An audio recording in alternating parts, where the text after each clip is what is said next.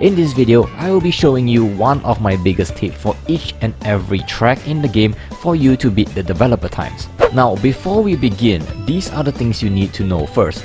All of these tracks, they share the same things you need to do, which are to maintain blue fire or sacred fire as much as you can, U-turn and cut corners as much as you can, make sure that you have mastered drift boosting, and make sure you take every shortcut there is in the game, as this should be common knowledge anyway to beat the hardest challenge in the game. Secondly, I will be going through each and every tracks one by one and tell you which part of these tracks you should be definitely focused on. This video aims to give you a hint of what you should do to increase the chance for you to beat the dev times. Now, without further ado, let's begin with the guide, and comment down below if you have any additional tips to give to other players. We'll first start off with Crash Cove, and immediately you should be focusing on the shortcut area, as this part is crucial in keeping the momentum going and is possibly one of the choke points you'll meet in this game. A quick tip is for you to jump over the puddle of water here so it won't slow down while trying to jump onto the shortcut. Many people fail at this, so if you're one of them, now you know.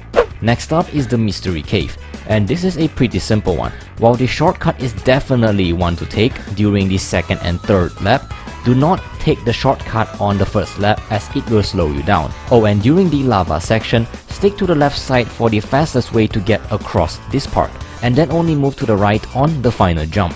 Sewer Speedway, and there isn't much to this track anyway besides the shortcut, and since many people still fail at this, the biggest tip I can give you is to approach the shortcut at a near 90-degree angle for a 99% chance to succeed. And yes, I say 99% because there still is a slight chance that you will fail, well, because it's Sewer Speedway. Next up, Roost Tube.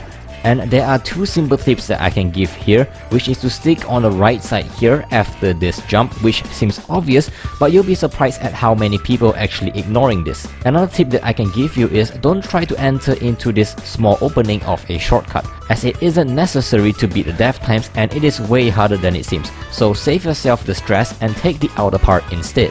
Slide Coliseum, possibly one of the hardest dev times, and one big tip for this track is to practice the start of the track. It is literally the key in beating the dev times, and yes, it is kind of an awkward track to play on. Just remember to drift left onto the grass, drive straight ahead for a little while, and then immediately U-turn to the right twice, and then proceed to drift left and jump over the obstacle. If you want a full guide for this track, link to the guide will be down below. Next up, Turbo Track, aka Retro Stadium.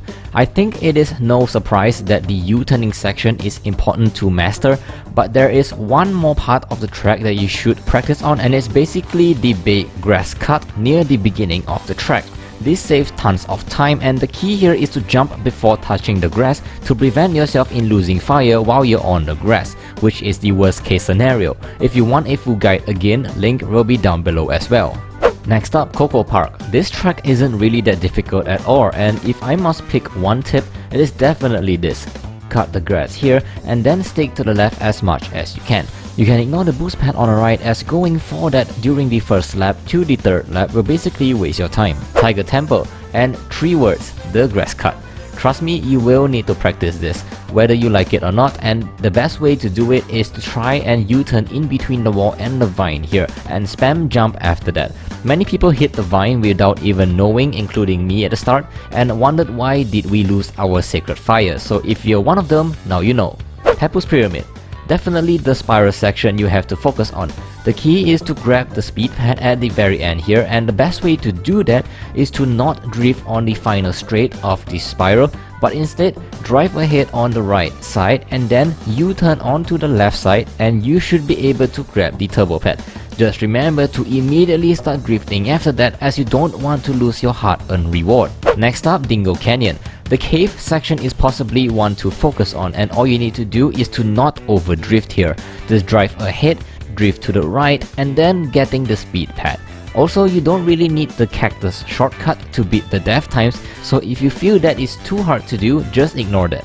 Polar Pass is the next one on the list, and while the Ultra shortcut is definitely one to take, and you should definitely be practicing this, I think the next big thing you can do is to just jump off the left side of this big slope with your blue fire on the second and third lap. It will give you some sort of edge over the ghost, and it's not that difficult at all, and all you need to do is to jump ahead with your blue fire and away you go. Tiny Arena. 2 words, drop boosting. Drop boosting is possibly the best thing you can do in this track to keep your momentum going. I haven't do any guides on drop boosting yet apparently, but if you want a decent guide on it, you can check out Ida Dash's video guide on it. It's really detailed and you get a good idea of what it's about. Up next is Dragon Mines. Now I think you know where this is going, and yes, the minecart shortcut is definitely one of the big boosters in this map. The key to getting in there is to drift right and then do a last minute U-turn into it, and then basically spam jump. Again, I have a detailed guide about it on this track, so check it out in the description down below. Up next is Blizzard Bluff. Fence shortcut no doubt. Biggest tip here is to jump before reaching the snow and jump again once you're right in front of the fence. The faster you go here, the higher you'd actually jump. So make sure not to stay on the snow for too long or you just hit the fence. Hot Air Skyway. The starting part of lap 2 and 3 with blue fire is possibly one of the toughest area in the game, and all I can say is you wanna basically stay calm here as much as you can, because at the higher speed that you're going through here, you're gonna make a lot of mistakes, and one big tip that I can give is to drift as less as you can here, at least until you've reached to the spiral point. Beforehand, you should build up enough reserves already, so your blue fire should not run out if done right. Cortex Castle. Now this is huge, and the biggest tip here is to double jump on this blue fire pad to get the double reserves. This wooden area here is actually considered to be a blue fire pad as well for some odd reason, and double jumping here ensures that you get 2 times the reserves, so you can focus on U-turning and dodging up ahead and not rely too much on drifting. Now next up is Engine Laps, and at the end of the track, jump on the right side of the ramp here to cut some time. And also don't be afraid of this hole, as with blue fire you are able to jump over it without much worry, so you're able to cut more time. Next up, Oxide Station, and there's nothing too big that I can give here because this map is purely a skilled based map.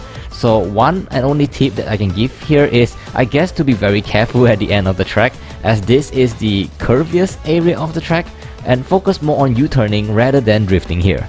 Now on to the CNK Tracks, and starting off with Inferno Island. You wanna get this boost pad here at the very first lap, as that will be your biggest boost in the track.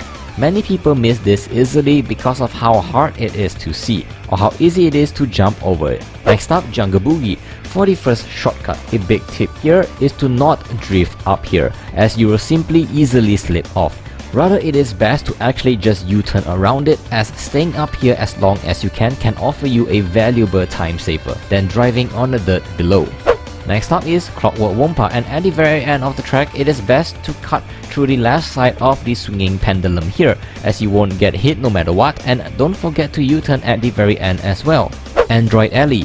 A big tip I can give here is to stick on the right side as much as you can on this big turn to the right side. You can U-turn onto the wall, as the wall will not actually slow you down. Use that to your advantage to be faster than the ghost. Electron Avenue.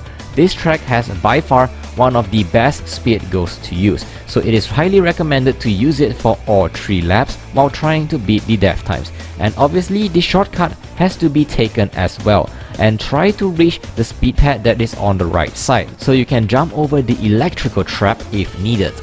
Deep sea driving. I was having a really bad time here until the real Neo actually taught me something really simple, and that is to not over U-turn here and to simply stick to the right side of the tube and just spam jump. No U-turning needed. This way you can actually control your kart way easier, and you are able to react and see the upcoming fan way easier. Next up is Thunderstruck, and without a shadow of a doubt, for the love of God, this is the biggest tip I can give you, is take the shortcut. This is by far the biggest tip I can give out of any of the tracks, because basically in Thunderstruck, the developer ghost doesn't actually use this shortcut, and the best part is, you can get a whooping 3 to 4 seconds lead just by using this shortcut alone. If you need more help in taking this shortcut, I have made a video about it already on the channel, so you can check that out. Tiny Temple, and the best tip I can give is to definitely take the path here on the left side on the split road. This is the fastest way, and you don't need to go out of your way to hit the crate and turn off the fire trap. Next up is Meteor Gorge. The part where you really need to focus most is the starting area up on this little cliff here all the way till the other side. And the best tip I can give you here is to basically do a drop boost once you've landed from the cliff here. this track is way harder than it seems, so this simple trick of drop boosting can actually be a big help for you in the long run. Again, I have also done a more detailed guide about this, so link will be in the description down below. Next up is Viperian ruins, and I can only think of the tunnel area here, and try sticking to the left side as much as you can by U-turning. I know that it is riddled with ice and this may sound very obvious, but that's one of the best things to do in this track in terms of consistency and catching up with the ghost. Next up is assembly lane, and I wish I had actually known about this sooner when I actually attempted the death times myself, but use the conveyor belt to your advantage. I didn't know that the conveyor belt actually gave me speed, which took me over about 50 tries to finally figure that out. You might know this already, but I think it's good to mention it anyway, just in case you're as clueless as me when it comes to the conveyor belt. Out of time is next up, and this track is particularly one of the hardest one in the game, and there are certainly many areas you need to look out for, but I think the most important part is the clock tower and shortcut section. You basically want to drift to the left as soon as you are about to leave the clock tower, and then right at the very end of the third drift, jump off the shortcut and then land on the far left side of the track. I would suggest not to overdo the U-turn to the left here, as turning too much will result in you hitting an invisible wall. This track has way too much to actually cover, so I would highly suggest for you to check out my full guide on Out of Time if you are having trouble with this track. Link will be here down below. Next up is Hyperspaceway, and the starting shortcut is definitely the spotlight here. It is way too easy to lose blue fire here on this track, so your best bet is to follow this drifting pattern that I have here to build up as much reserve as you can for the upcoming section of the track. And we're almost there. Here are the tracks for the Grand Prix. Twilight Tour comes first, and the biggest tip here is to do a U-turn through the shortcut once you got your blue fire on the second and third lap. Taking this line will actually cut a lot of time, and you will definitely be able to beat the GOAT this way. Oh, and a quick fact, Twilight Tour's developer time is one of the easiest one in the game. Prehistoric Playground is up next, and one major tip here is to jump off the shortcut once you've actually landed on it. Taking the full shortcut on the cliff here takes way too long, and you are better off cutting it short by jumping off immediately after getting onto it. Spiral Circuit is next, and the tight corridor in lap 2 and lap 3 is a tricky tight spot, so make sure to minimize the amount of drift boost here to not ram into any of the walls nearby. Nina's Nightmare, not much of a tip, but after you've gotten your blue flame, during the second and third lap, it is highly recommended that you jump on the grass while descending here to get a little extra boost of speed that you normally wouldn't get. Avoid the shortcut as that won't give you an advantage as much as you would hope for. Next up is Koala Carnival, an easy track, but most people including me took a few tries to actually beat it. One solution to beat the ghost way easily is that during lap 1, simply just touch the middle of the pad to get the blue flame and then jump off immediately to the left side. This is the fastest route you can take in this path, and once actually in the second and third lap, the middle pad is no longer needed since you have blue fire already, so just take the left ramp instead until you finish the race. Gingerbread Joyride. I know the shortcut here is actually tough, but here's a quick tip to make it much more easier for you. Make sure to have your blue fire with you, and the best way that I found to actually enter the shortcut is to simply jump off straight ahead and then U-turn right to adjust the arc of your landing. This is way easier than trying to enter the shortcut with any other means. Next up, Mega Mix Mania. Now don't take this tip lightly, as it is what gave me a huge boost of speed to beat the Death Ghost. During this big jump down here, simply just jump again and you will find that you will get pulled down way faster than usual due to the in-game gravity physics. The Ghost doesn't do this, so use this to your advantage and beat the Ghost way easier this way. Finally, we have Drive-Through Danger.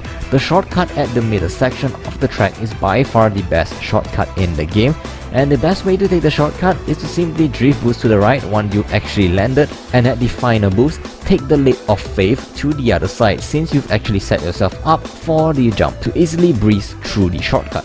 Now, I know that this isn't a complete guide like my usual death times guide, but I'm trying to cover all the tracks into one video and I don't want to be an hour long. but hopefully some of these small tips that I've given for each track have given you a slight boost in beating the dev times, as I felt that these are some of the most important tips to do in this track. However, if you need more help, don't worry, as I've already done a full guide on each of these tracks individually. Click on the link below in the description or in the comment section down below. And if this video helped you out, do subscribe to the channel for more tips and tricks like this one. Do comment down below on your thoughts on the dev times. It is great to read your comments, and a quick thanks to the supporters of the channel as well. While you're still here, click on the left for a more detailed dev times guide of your choosing. I've done most of the harder tracks already, or click on the right for more of my other tips and tricks videos for CTR Nitro field. This is the Viperian signing off. Thanks for watching and stay awesome.